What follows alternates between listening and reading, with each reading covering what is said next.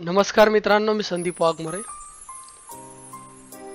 आज आपण Microsoft Excel यामधील इज नंबर या फंक्शन विषयी या व्हिडिओ ट्युटोरियल मध्ये माहिती घेणार आहोत।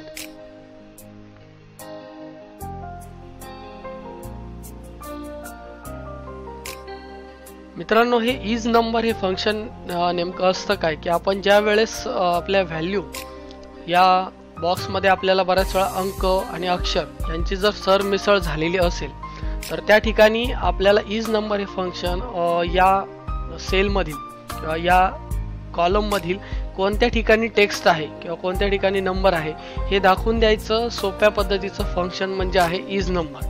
तर आज आपण बघणार आहोत की या इज नंबर फंक्शन द्वारे आपण एका विशिष्ट सेल मधील जो काही व्हॅल्यू असेल, ती अंक असेल किंवा अक्षर असेल, हे कशा प्रकारे इज नंबर या फंक्शनने ओळखायचं ते आज आपण पाहणार आहोत। तर सर्वप्रथम आपण या ठिकाणी ते फंक्शन वापरणार आहोत। आपण या ठिकाणी इज इक्वल टू हे चिन्ह द्यायचे।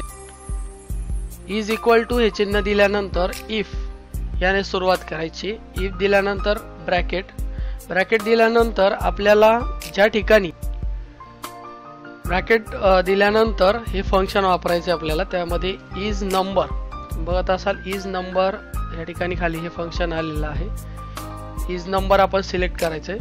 इज नंबर सिलेक्ट केल्यानंतर आपोआप बाजूला एक ब्रॅकेट येते, त्याच्यामध्ये आपल्या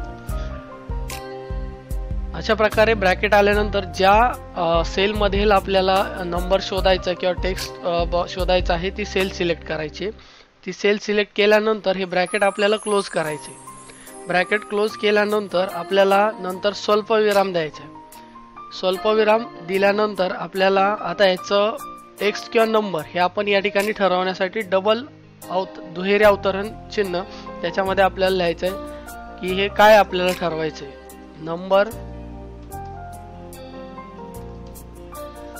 नंतर याचं दुहेरी अवतरण चिन्ह पूर्ण,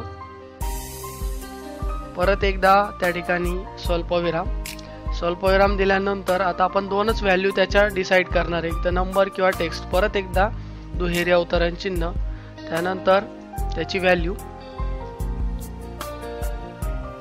दुहेरी अवतरण चिन्ह परत पूर्ण केलंय आपण।